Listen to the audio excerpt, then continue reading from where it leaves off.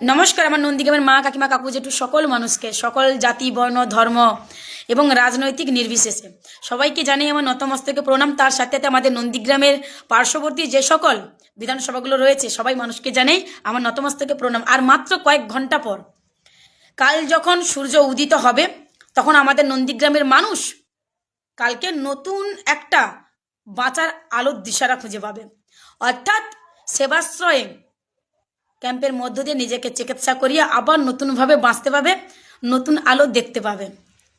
তাই আমি সবাইকে অনুরোধ করব, সবাইয়ের কাছে অনুরোধ করছি, আপনি যে রাজনৈতিক দল করুন না কেন, যে রাজনৈতিক দল করুন না কেন, আসুন এই সেবাশ্রয় ক্যাম্পে নিজের স্বাস্থ্যের চিকিৎসা করে নিজেকে সুস্থ করে তুলুন। হ্যাঁ, নিজেকে সুস্থ করে তুলুন, তারপর না হলে লড়াই হবে।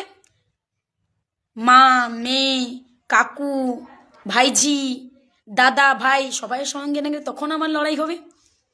তাই আগে নিজেকে সুস্থ করুন, কারণ আমাদের শরীর যদি সুস্থ থাকে তবেই আমরা ভোটের ময়দানে লড়াই করতে পারবো, তবেই আমরা চোখে চোখ রেখে লড়াই করতে পারবো, তবেই আমরা নন্দীগ্রামের উন্নয়নের জন্য লড়াই করতে পারবো।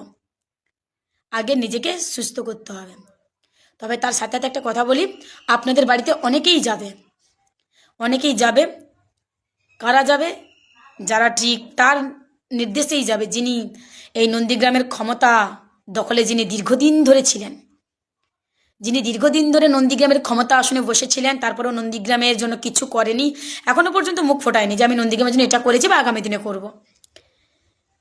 তো সেই সকল মানে ওনার কথা মতো সেই দাদাগুলো বা সেই ভাইগুলো ওনার কথা শুনে আমার মা কাকিমাদের বাড়িতে যাবে, গিয়ে ভুলভাল বোঝাবে যে ওখানে যেও না, ওখানে তৃণমূলের ক্যাম্প হচ্ছে, এইসব বলবে। মা আমি জানি বলবে, তবু তোমাদের নন্দীগ্রামের মাটিতে জন্ম নেওয়া একজন মেয়ে বলছে, প্লিজ এখানে আমাদের রাজনীতি রং থেকে এসো না মা। কারণ তৃণমূল কংগ্রেস, আবারও বলছি, ওরা যখন তোমাদেরকে আটকাবে তোমরা শুধু একটা কথা বলে দিও যে তোমরা যে আমাদেরকে সেবাশ্রয়ে যাওয়া থেকে আটকাচ্ছ কারণ ওটা তৃণমূলের বলে, কিন্তু আমরা তো তৃণমূলের অনেক প্রকল্প আমাদের বাড়িতে রয়েছে, পাচ্ছি তো, তাই না? এগুলো বলে দিও। আর একটা কথা বলি, তৃণমূল কংগ্রেস রাজনীতি রং দেখে পরিষেবা দেয় না মা।